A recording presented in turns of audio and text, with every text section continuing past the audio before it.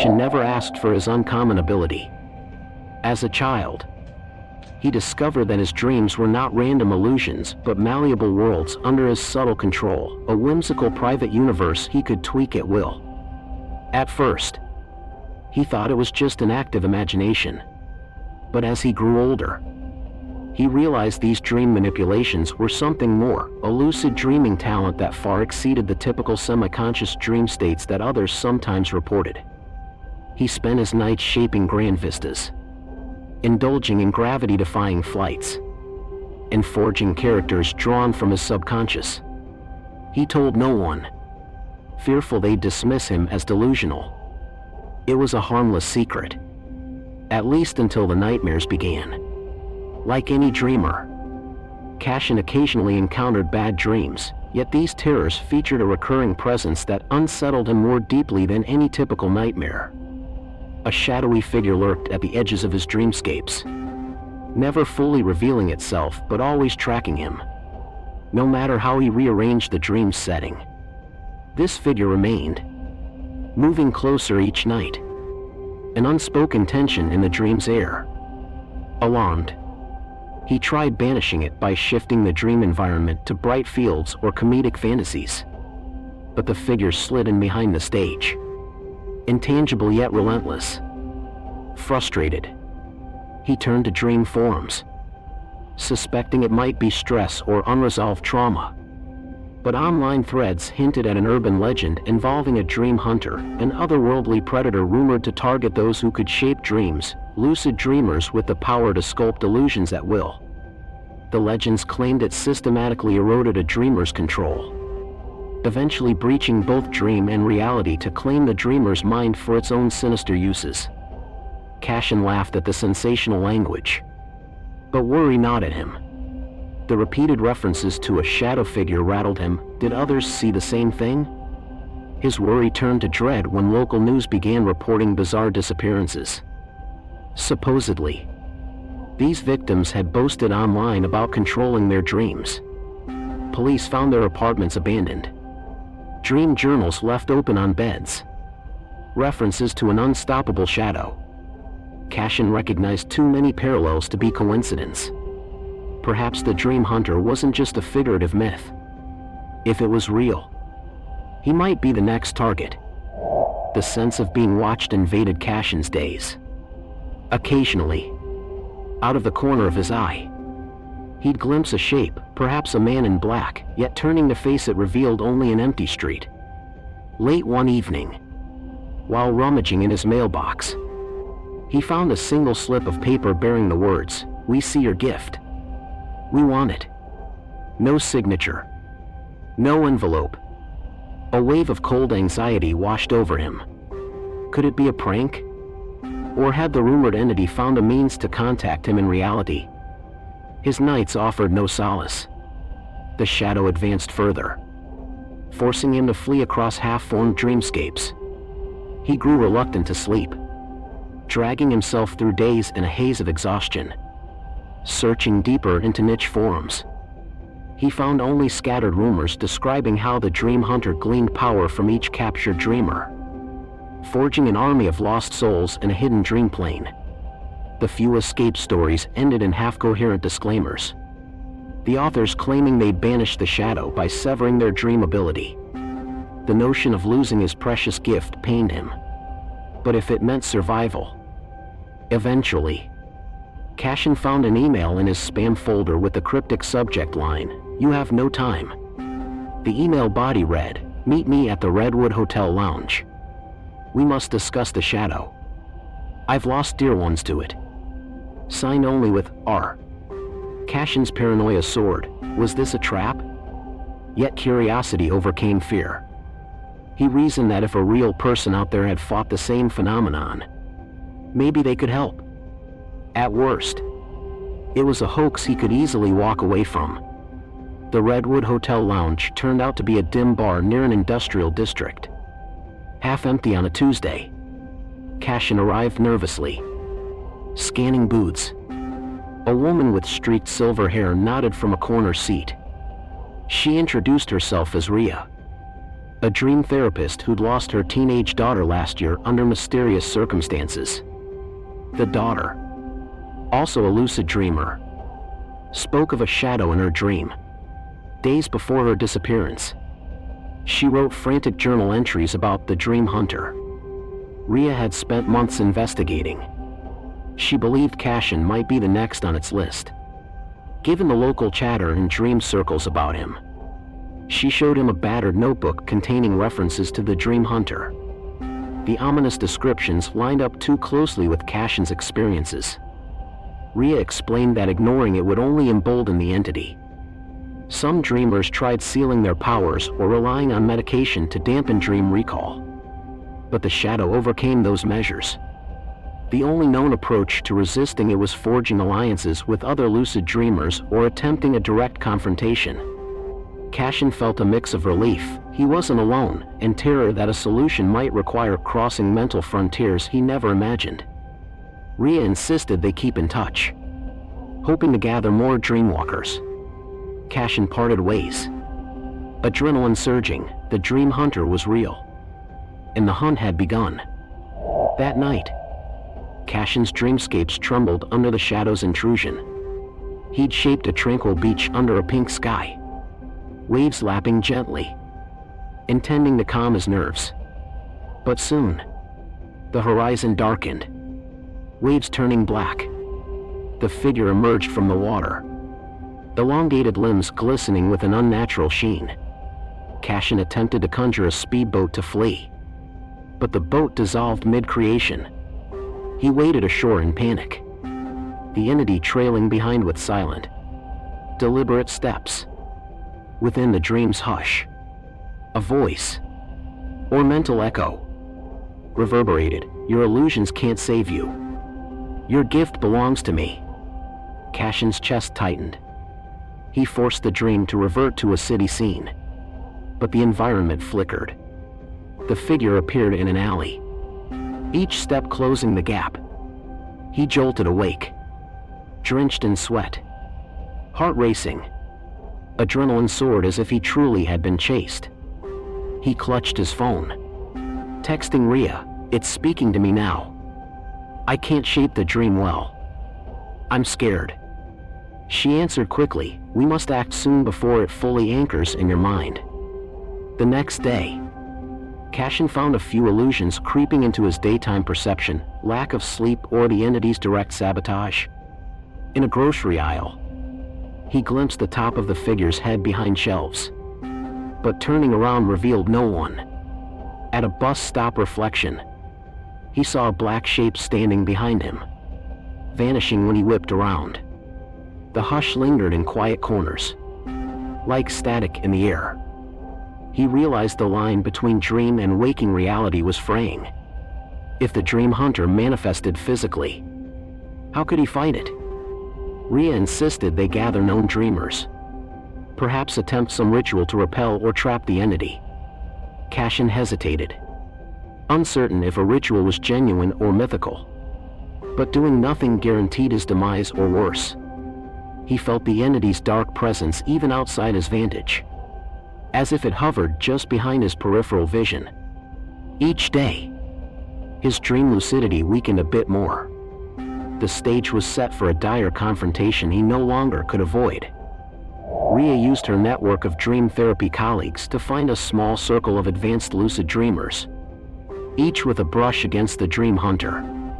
Morgan, a reclusive programmer who controlled nightmares since childhood, but recently glimpsed a shadow with glowing eyes.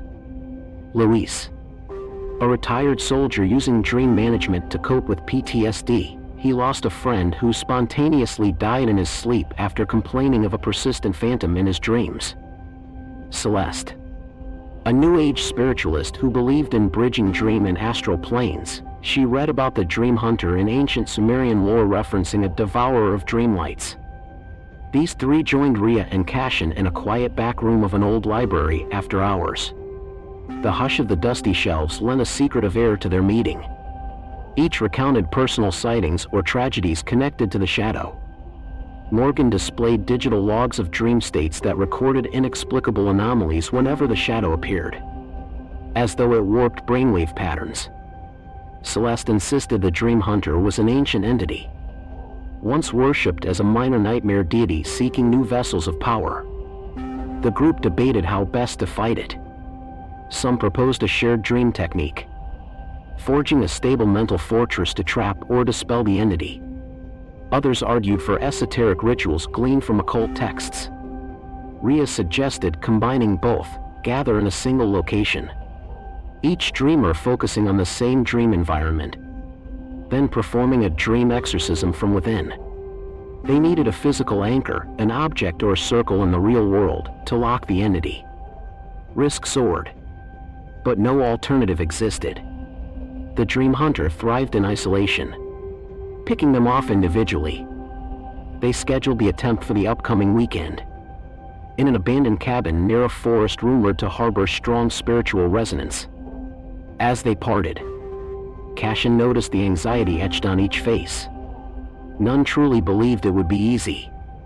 The Dream Hunter was cunning, devouring fear. Still, they pinned hopes on unity if they could maintain it. Leading up to the weekend, the Dream Hunter's intrusions escalated. Morgan reported intervals of lost time, as though he daydreamed under a hush-laden trance. Celeste claimed to find unusual footprints in her living room each morning, barefoot impressions that vanished after an hour. Rhea woke to scribbles on her walls in charcoal, referencing souls for the taking. None of them recalled doing it themselves. The group realized the entity grew impatient, testing their resolve. Sowing mental confusion, Cashin's illusions turned more direct. Once, cooking dinner, he glimpsed the shadow's reflection in the sink water. Another time, he heard it whisper soon behind him while brushing his teeth. His dream power faltered, as if the entity siphoned his creative control. He dreaded sleeping alone, but sleeping with lights on offered minimal comfort. The hush plagued him. He could sense it whenever night fell, a static tension in each corner of the house. Rhea urged them to stay calm. It wants us to break, to panic or lose hope, making us easy prey. We must hold fast for the ritual. Meanwhile, an acquaintance of Morgan's vanished from an apartment across town, fueling the group's conviction that the Dream Hunter was ramping up hunts. They realized time was short. If they didn't enact the plan soon, they might be too mentally shattered to succeed. The weekend came, thick clouds looming over the forest. The 5 dreamers converged at the chosen cabin, a small, dusty structure on the edge of a secluded clearing. They arrived by late afternoon, forging a circle with cushions in the living room. The place smelled musty, the wooden walls lined with old paintings. Rhea hung protective charms at each window, while Celeste traced an occult diagram on the floor. Morgan set up a laptop attempting to record electromagnetic anomalies, but doubted it would help. Luis quietly loaded a sidearm with blank rounds, an absurd measure, but he said it eased his nerves. At twilight, they shared a simple meal, hearts pounding with tension. Cashin felt the hush intensify as dusk fell, the cabin's corners darkening swiftly. They decided to begin by 11 p.m., allowing time to slip into synchronized sleep. The plan: create a shared dream environment reminiscent of a bright citadel or fortress, each occupant stationed at a wall. They'd call forth the Dream Hunter by name, forcing it to appear, then enact the exorcism script Celeste compiled from various occult fragments. If all went well, the entity would be severed from their dream potential, forced to retreat or dissipate. At 10:45 p.m., the hush deepened. The wind rattled the cabin's roof. They set out mats in a circle around Celeste's symbol. Each clutched an item symbolic of their dream link. For Cashin, a small, personal token from childhood dreams. They recited the lines instructing the dream to converge. The hush roared quietly in the background, an odd contradiction. Then, one by one, they lay down, closed their eyes, Sleep took them faster than normal. The entity clearly didn't mind them crossing into dream. Possibly it welcomed a chance to defeat them collectively. Cashin opened his dream eyes to find himself in a grand, luminous citadel perched on a mountain plateau. The sky glowed with a surreal pastel. He recognized the architecture from a blueprint he'd once created. Glancing around, he saw the others coalescing: Rhea, Morgan, Celeste, Luis. Each manifested their dream avatars. For a moment, relief soared. The environment felt stable. Celeste conjured luminous wards on the citadel's walls, while Rhea led them in chanting a mental phrase: "We hold the line, the shadow cannot pass." Yet an underlying tension swirled in the citadel's air. They realized the dream hunter might appear from any corner. They took up positions. Luis roamed the perimeter, scanning for illusions. Morgan tried to maintain the dream's clarity, but flickers of darkness rippled across the sky. Then, in a courtyard below, shapes materialized, the ephemeral silhouettes reminiscent of past victims. They uttered silent moans, drifting about like restless phantoms. The hush thickened, pressing on each dreamer's mind, sapping focus. "Hold strong," Rhea commanded, starting the exorcism script in half-lucid chanting. The shadows parted, revealing the dream hunter itself, stepping forth in a swirl of black mist. Its eyes glimmered pale, fixating on Cashin. The hush soared to a near-deafening pitch. The citadel walls trembled. The entity advanced, an unstoppable force. Cashin tried conjuring a barrier. The being smirked in a silent gesture, easily ripping through illusions. Morgan attempted to shift the terrain, but the hush battered him senseless. Luis braced with intangible weapons formed from dream logic, firing ghostly bullets that fizzled in midair. Celeste recited the incantation's final lines. The entity roared, part of it recoiling as if stung. The hush pulsed. The entire citadel environment cracked like glass, exposing swirling cosmic void behind the cracks. They realized the dream hunter was unraveling their dream from within. The group fought to keep the dream stable. The entity lunged, intangible claws aimed at Cashin's chest. Cashin mustered final will, forging a radiant dagger from dream stuff. He slashed at the creature's limb, sparks of black and silver colliding. The hush quivered, momentarily scattering the entity's form. For a moment, hope soared. Their united stand seemed to wound the being, but the dream hunter's cunning was unmatched. A swirl of illusions struck each dreamer's mind. Personal nightmares dredged up. Morgan reeled as a grotesque version of his mother scolded him. Celeste collapsed under images of a lost child. Rhea confronted the final memory of her daughter's last moments. Luis saw battlefield horrors, dismembered illusions. Each dreamer's focus faltered. The hush flooded the citadel, pillars toppling, floors fracturing. The sky dimmed to black. The dream hunter capitalized, reconstituting itself, stepping through swirling debris with unstoppable force. Cashin felt the hush clamp his psyche. He tried to shout. No words emerged. The entity reached for him again, intent on absorbing his lucidity, summoning a desperate final push. Cashin mentally forced his dream self to break free from illusions, shock therapy by imagining a surge of lightning striking him. The painful jolt snapped him from the hush, letting him see the environment clearly. The dream hunter reeled at the bright flash. Staggering, Cashin used that opening to rejoin Rhea, who was chanting with tears in her eyes. Their combined energy fueled the exorcism lines once more. The hush shrieked, the citadel environment ripping apart at the seams. The dream hunter gave a silent roar, fragments of it scattering like black ash.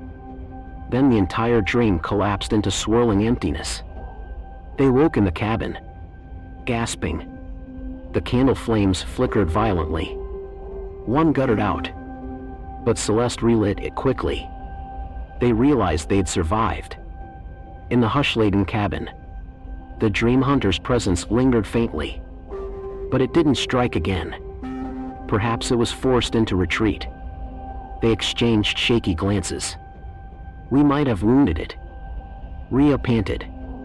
Cashin, drenched in sweat, whispered, "We need a finishing blow, or it'll keep returning."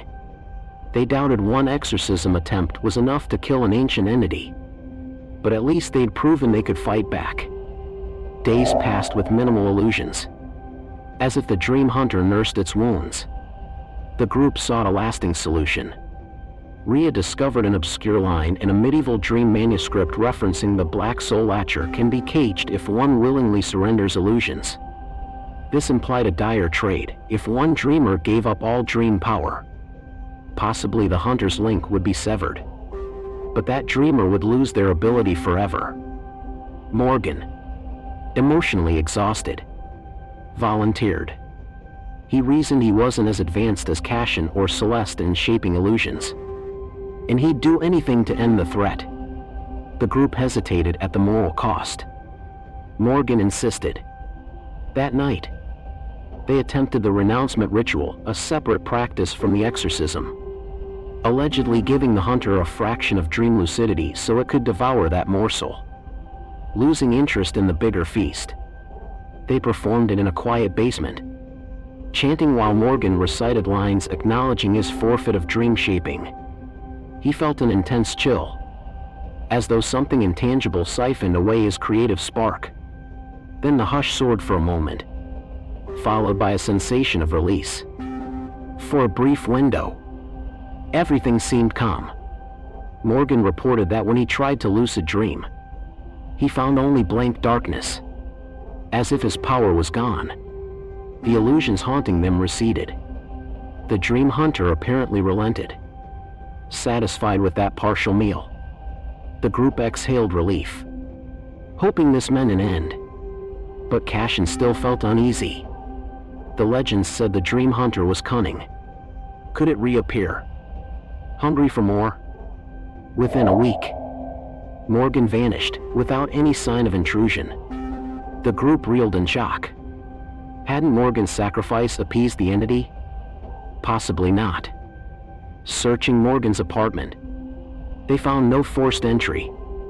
However, a single new slip of paper read, "You cannot buy me off with scraps." The hush returned in Cashin's life, illusions creeping back. The group realized the dream hunter manipulated them into weakening one member, then devoured him at its leisure. Rhea collapsed in grief. She'd hoped saving Morgan would spare them all. Celeste cursed the entity's cruelty. Cashin, heartbroken, recognized the hunter wouldn't stop unless truly banished or starved of all dreamers. But dreamers existed worldwide. They couldn't possibly warn them all. The phone beeped, an unknown number. "You, the chosen dreamer. Time to kneel before me." Cashin smashed his phone in rage, tears streaming. The group scrambled for a final plan, or to flee. But deep down, they knew running wouldn't save them. The entity could track them across dream planes. Desperate times demanded desperate measures. Cashin proposed they provoke the dream hunter into a final showdown in a dream environment specifically designed as an inescapable trap. They'd lure it with Cashin's potent dream lucidity as bait. Then, at the apex, Celeste would forcibly anchor it into an object, a black onyx crystal known for storing energies, and physically destroy that crystal in the real world. A variant of the older mirror method, but with more advanced planning. Rhea hesitated, recalling how Morgan's attempt to surrender dream power failed. But this was about forcibly capturing the entity. They had little alternative. They assembled in Cashin's apartment, ironically near the bed where his nightmares started. They set the black onyx crystal on a table, The room was protected with salt lines and runic wards gleaned from every arcane text Celeste could compile. The plan, all the dreamers, Rhea, Cashin, Celeste, plus Luis, who overcame prior illusions, would enter a shared dream. Cashin, as the anchor host, would call the entity forth, letting it attempt to devour him. Meanwhile, Celeste performed the final anchoring incantation from inside the dream. Rhea or Luis would smash the real crystal at the exact moment the entity's essence latched onto it. If they missed the timing, the creature might escape or kill Cashin. At midnight, they began. The hush thickened instantly. The dream hunter sensed the last stand. The 4 dreamers sat around the crystal, reciting a unison chant. They fell into sleep swiftly, dropping into a carefully pre-shaped dream environment, a labyrinth of bright corridors, each lined with mirrors that acted as illusions to confuse the shadow. At the center lay a massive circular chamber with a pedestal replicating the black onyx crystal. Cashin stood there, waiting for the entity. The hush oozed into the labyrinth, dissolving illusions. They felt the dream hunter's presence creeping. Unstoppable. Time to trigger the final confrontation. The dream hunter, fully manifested in the dream labyrinth, battered the mirrored corridors, warping them with ease. Rhea and Luis attempted to slow it using conjured illusions, but each barrier shattered under the hush. Celeste maintained the incantation lines, forging a mental link between the dream's onyx pedestal and the real crystal in Cashin's bedroom. Cashin called out to the entity, offering himself. "Come for me. Take my power if you can." The hush roared. The entire labyrinth shook. The shadow soared into the central chamber, black tendrils thrashing. In the real bedroom, the black onyx crystal gleamed with swirling darkness. The hush pressed on the physical dimension, rattling windows. Cashin felt the entity's intangible claws hooking into his mind. Pain lanced through him. He fought to remain conscious in the dream. Celeste chanted the final lines, bound by dream, imprisoned by stone. Sever your power from our own. The hush peaked. The shadow contorted, parts of it funneling into the pedestal's onyx reflection. The entity howled, halfway sealed, but forced all its might to break free. Seconds from success, the dream environment nearly collapsed. The hush battered Cashin, illusions disintegrating. Rhea and Luis poured their last mental strength into holding the space. The creature's shrieking mental wail hammered them. Cashin's vision blurred.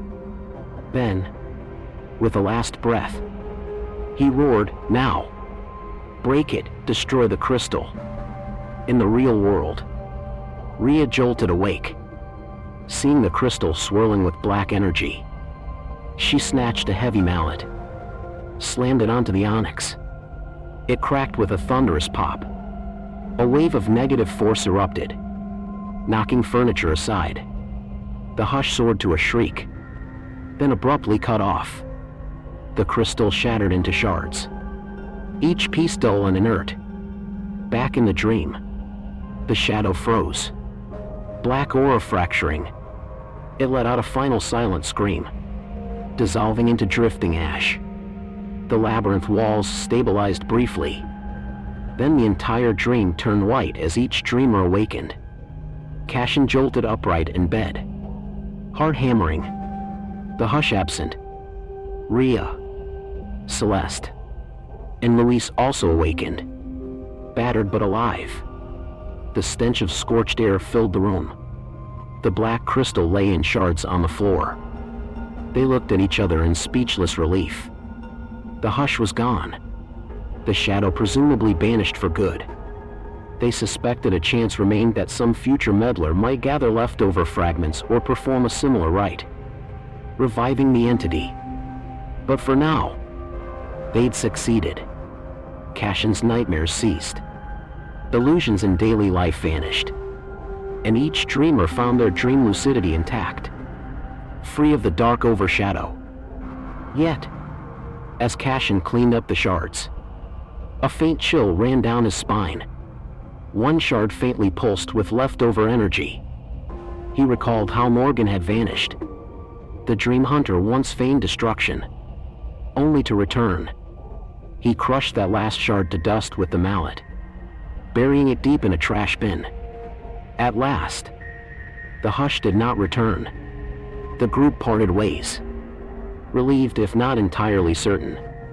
Still, rumor has it that in certain dream forums, new users claim to see a shape at the edges of their controlled dreaming. Some blame old curses, others dismiss it.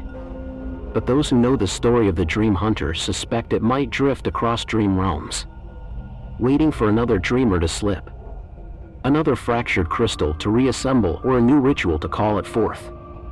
Because nightmares rarely die, they only fade until curiosity or hubris beckons them back. And if you shape your dreams too boldly, you might sense that hush in the background, a faint echo of the shadow at the threshold of dreams, whispering, "I see you."